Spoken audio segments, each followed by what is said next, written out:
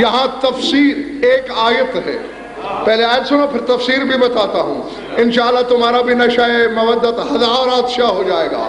سورہ اعراف میں ایک آیت ہے کہ میدان محشر میں کچھ لوگ یہ جملہ بولیں گے، پڑھ لینا سورہ اعراف یا بھی قرآن منبر پہ لے آؤ، کیا؟ قالوا الحمد للہ الذی ہدانا لہذا وما كنا لنهتدي لولا ان هدانا اللہ۔ حمد ہے اس اللہ کے لیے جس نے ہمیں اس کی طرف ہدایت کی۔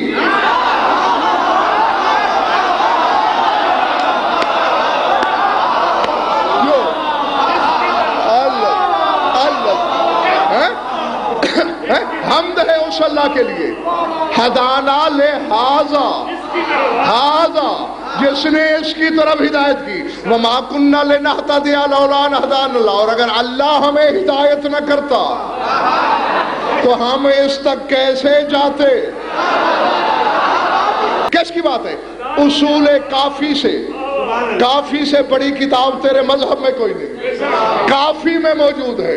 جی سرکار صادق نے فرمایا کہ میدان قیامت میں مقام اعراف پہ ہمارے شیعہ کھڑے ہوں گے، میرا دادا علی اپنے 11 بیٹوں کے ساتھ